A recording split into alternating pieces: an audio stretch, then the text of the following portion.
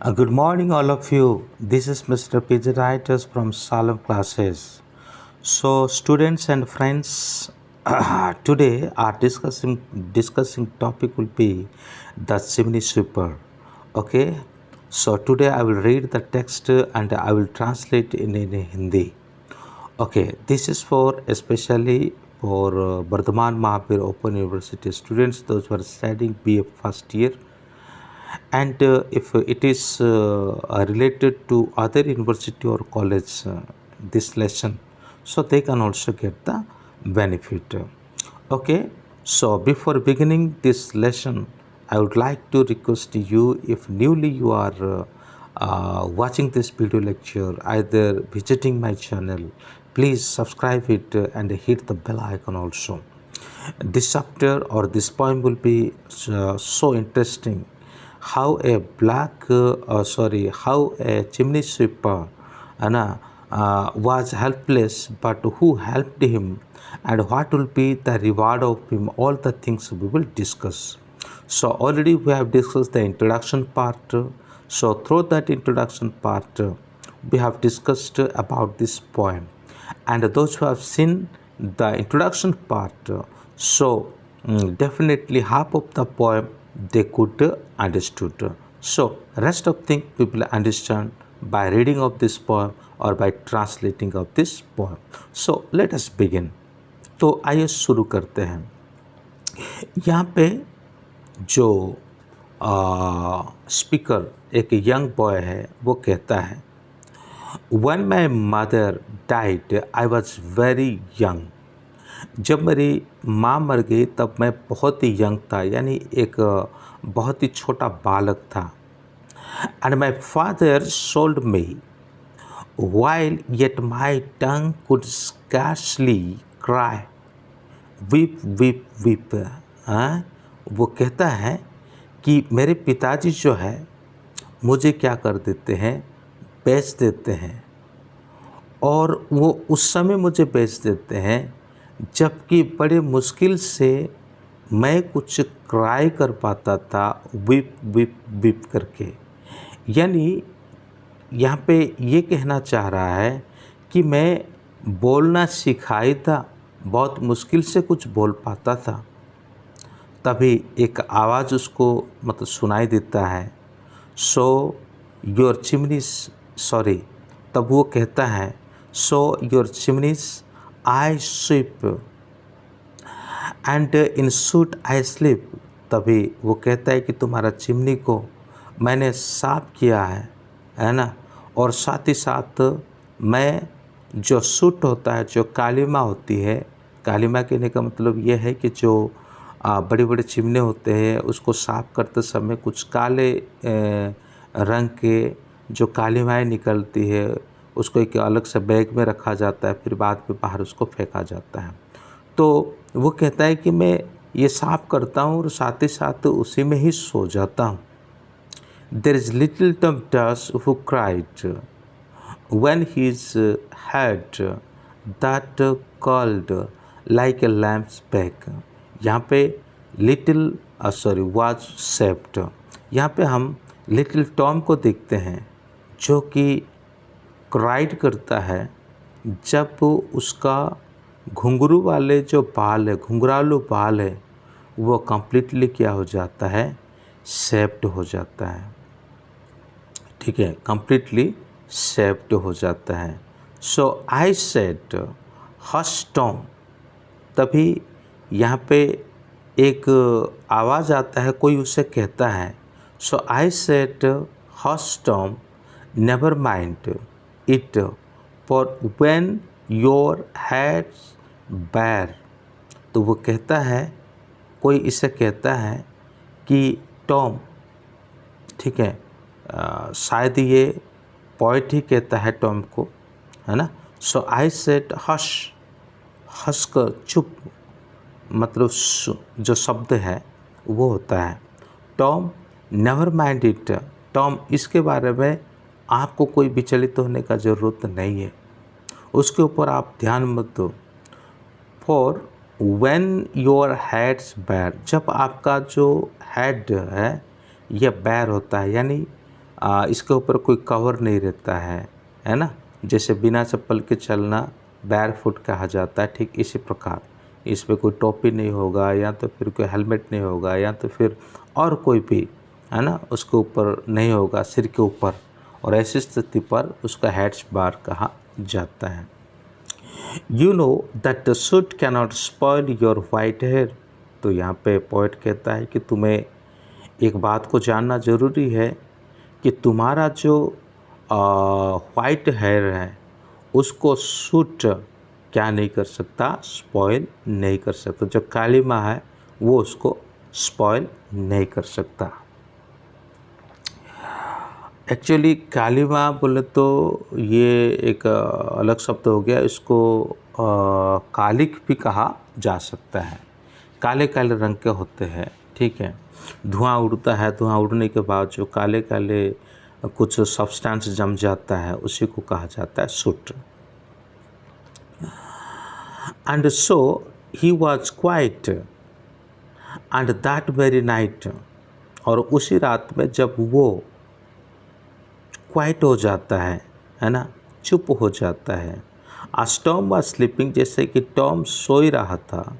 ही hard सच ए site, और उसने एक दर्शन को देखा, उसने एक सपना को देखा।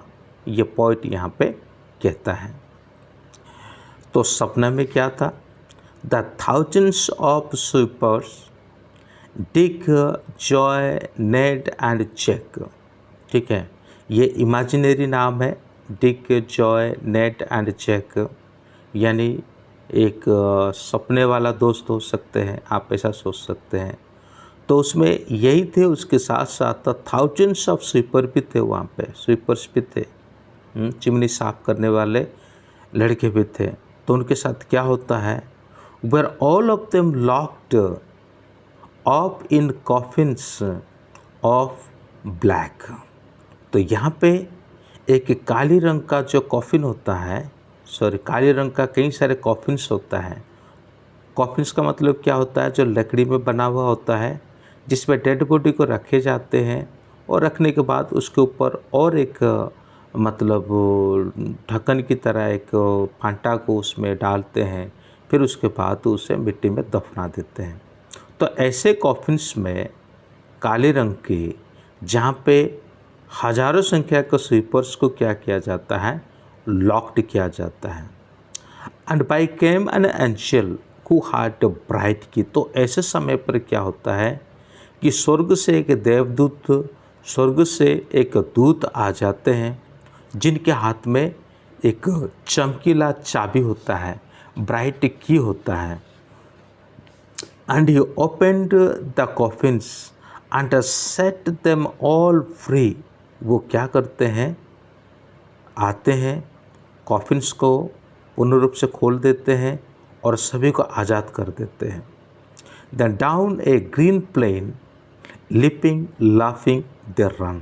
फिर वो मुस्कुराते हुए, हंसते हुए वो क्या करते हैं?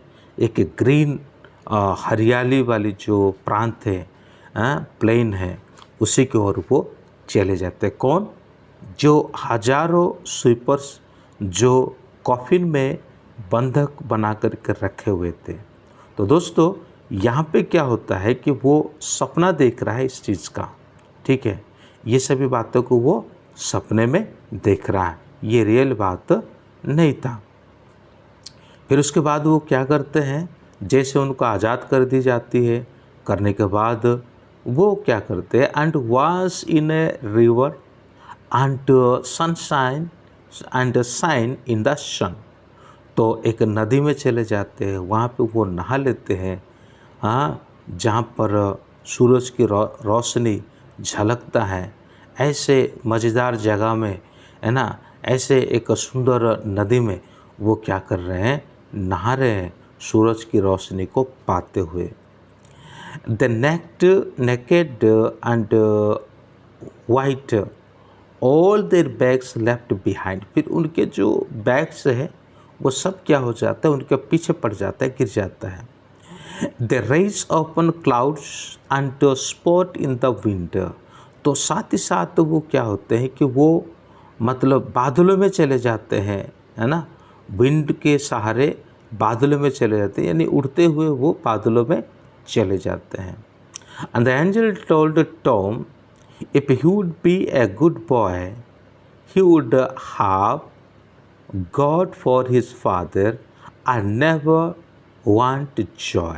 तो यहाँ पे कहा जाता है, जो देवदूत उसको कहता है कि अगर तुम एक अच्छे लड़के बनोगे तो स्वर्गीय पिता यानी ईश्वर जो है तुम्हारा फादर बनेगा और तुम्हारा जीवन में कोई भी दुख नहीं रहेगा, तुम हमेशा आनंदित रहोगे। And so Tom awoke and we rose in the dark। तो टॉम उठ जाता है ना। उठने के बाद and got with our bags and our brush to work। फिर वो कहता है कि हम सभी उठ गए, मतलब जितने चिमनी स्वीपर सोए हुए थे सब उठ गए। उठने के बाद हर दिन की तरह ब्रशेस को ले लिए, है ना, बैग्स को ले लिए, फिर हम अपने कार्य में चल पड़े। जो द मॉर्निंग वॉज कोल्ड, है ना, वो सुबह का समय जो है वो बहुत ही कोल्ड था, है ना। Tom was happy and warm. इस कड़ाके सर्दी में भी टॉम को ये जो सपना उसने बीते रातों में देखा, उस सपने के जरिए उसके अंदर एक गर्माहट आ जाता है। So if all do their duty they need not fear harm. यदि कोई भी व्यक्ति अपने कार्यों को, अपनी ड्यूटी को ईमानदारी से करता है तो उसे डरने का कोई ज़रूरत नहीं है। तो मुझे उम्मीद है कि आपको ये पोएम समझ में आ गया, इसमें कोई दिक्कत वाली बात नहीं रही। फिर भी मैं थोड़ा सा जो समय आपको यहाँ का जो एनोटेशन है, इस पोएम का जो एनोटेशन है, वर्ड मीनिंग है, उसको थोड़ा सा मैं आपको समझाने के प्रयास करूँगा। हालांकि पोएम बहुत ही सिंपल है। Poem is not so difficult, it is very simple and it is very soft, है ना। If you have little bit English knowledge so you can understand very well. Okay, even तो I want to explain the annotations also। So according to first stanza के आधार पर, okay, when you hear this annotation explanation, so you have to watch your book page number 120। जब आप इस annotation को सुन रहे हैं या देख रहे हैं तो पेज नंबर 120 को देखें। जैसे मैं स्टांजा नंबर 1 का एनोटेशन देता हूं तो आप स्टांजा नंबर 1 को ही विशेष रूप से ध्यान पे देखें। तो उससे पहले मैं आपको कहना चाहता हूं कि ये जो पोएम है हीरोइक के कॉपलेट के ऊपर आधारित है, क्योंकि आप अगर फर्स्ट मतलब ये दो लाइन का राइम स्कीम निकलता है उसमें, ठीक है। Young, tongue, weep, sleep, head, said, bare, hair, night, sight, Jack, black, key, free, run, sun, behind, wind, boy, joy, dark, work, warm, harm.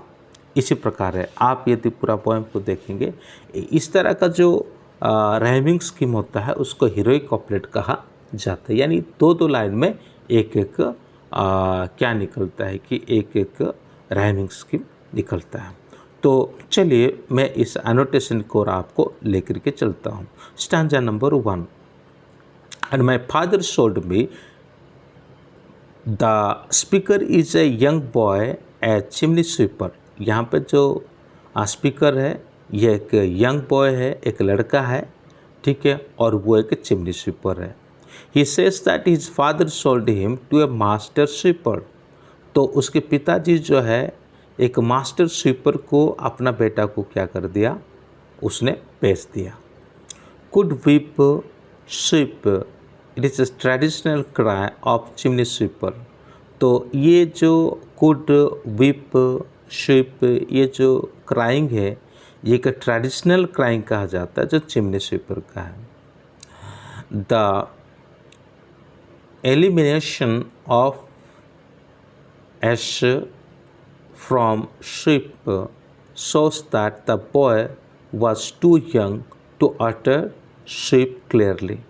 तो यहाँ पे ये लड़का इतना छोटा था कि स्वीप शब्द को वो क्लियरली उच्चारण नहीं कर पा रहा था। Sweep, clean soot covered with sort of chimney that he cleans, यानी वो किस चीज़ को से स्वीप कर रहा था, जो सूट से है, जो चिमनी को कवर कर रहा था, इसी को वो क्लीन करता था।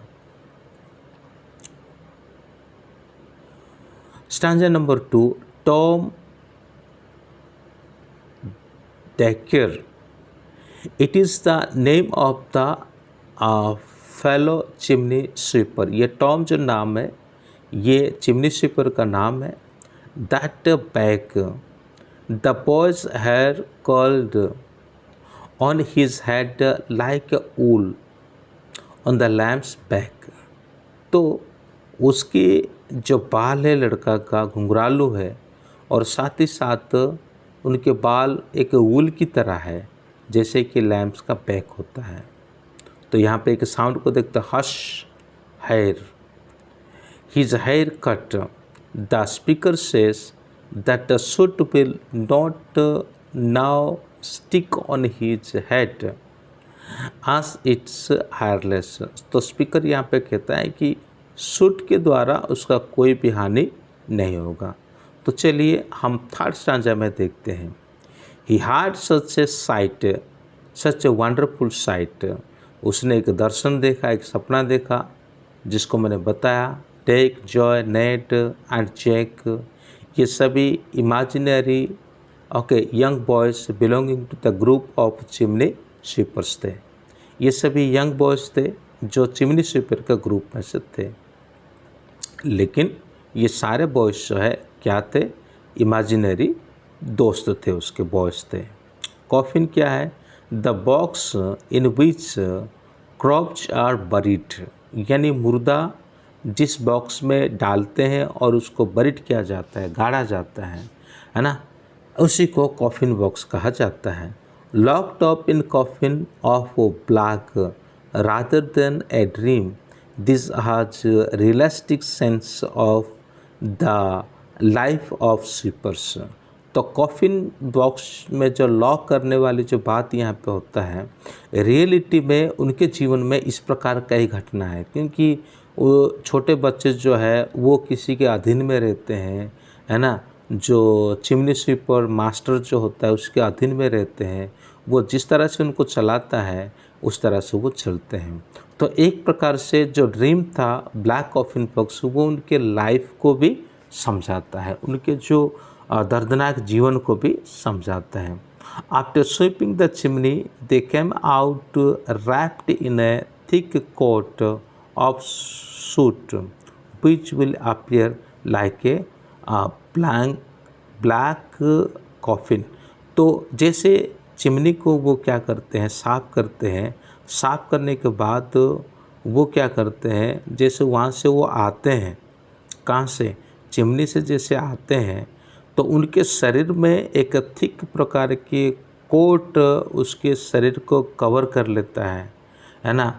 जो सूट्स होता है जिसको कालिख कहते हैं, ये कालिख जो क्या करता है, उनका शरीर को कोटिंग कर देता है। तो कोटिंग करने के बाद ये एक ब्लैक कॉफिन बॉक्स की तरह उनका शरीर दिखने लग जाता है। तो स्टांजा नंबर 5 लिखा है, एक्चुअली स्टांजा नंबर 5 नहीं है, स्टांजा नंबर 4 है। बैग्स, तो ये बैग्स का क्या काम है, bags in which the chimney sweeper store the soot wrapped out from the chimney walls. तो चिमनी वॉल से जो कालिख जो उसको रॉबिंग करके निकाला जाता है, उसी को इस बैग में वो क्या करते हैं, भर देते हैं। The rays upon clouds here implies divine benediction upon the chimney sweepers. यहाँ पर एक आध्यात्मिक बातें यहाँ पर कहा जाता है, एक आध्यात्मिक पावर क्या करता है, उनको ऊपर उठा करके ले जाता है। तो वांट का जो अर्थ है जॉय, ठीक है, lack happiness. Their father have sold the chimney sweeper to the master sweeper. उनके पिताजी जो है वो क्या करते हैं, उनको मास्टर स्वीपर के हाथों में उसको बेच देते हैं। But an angel says that if they behave properly they can have God as their father and hence there shall be no lack of parental love. तो यहाँ पे कहा जाता है कि स्वर्ग का जो देवदूत है उनको कहते हैं यदि वो एक अच्छे बच्चे की तरह बिहेव करे तो उनके जीवन में जो पेरेंटल लव के कमी है वो स्वर्गीय पिता यानी पिता परमेश्वर के द्वारा उनको प्राप्त होगी। तो स्टांजा नंबर 5 पे o the worm. The dream Tom had seen was so consoling that he felt warm even in the cold morning। जैसे टॉम इस ड्रीम को देखता है और इस ड्रीम को देखने के बाद यद्यपि वो ठंड का मॉर्निंग था, सुबह था, लेकिन उस समय में भी उसको क्या महसूस होता है, गर्मी महसूस होता है। फिर उसके बाद सो harm the didactic conclusion of the poem assert that to do one's duty is the way to God's blessing। आखिरी में ये जो कंक्लूजन होता है कि ड्यूटी जो होता है, किसी व्यक्ति को कोई भी काम मिला है, वो काम को यदि वो ईमानदारी से करता है तो ईश्वर से उसको आशीर्वाद मिलता है। तो इसीलिए ही शायद कुछ ज्ञानी लोग इस प्रकार कहते हैं कर्म ही पूजा है ना। तो अगर उस बात को हम यहाँ से कंपेयर करेंगे तो हम समझ जाएंगे काम चाहे छोटा हो, काम चाहे बड़ा हो, अगर कोई से भी काम किसी को मिलता है और उस काम को वो अपना कर्तव्य समझ करके करता है ना, अपनी ड्यूटी समझ करके करता है, तो ईश्वर के द्वारा उसको बड़ी भांति आशीष जरूर मिलेगी। तो मैं उम्मीद करता हूँ आपको अच्छी तरह से ये जो पोएम समझ में आ गया और फिर अपन मिलते हैं अगले वीडियो के साथ। तब तक के लिए जय Hind. may God bless you।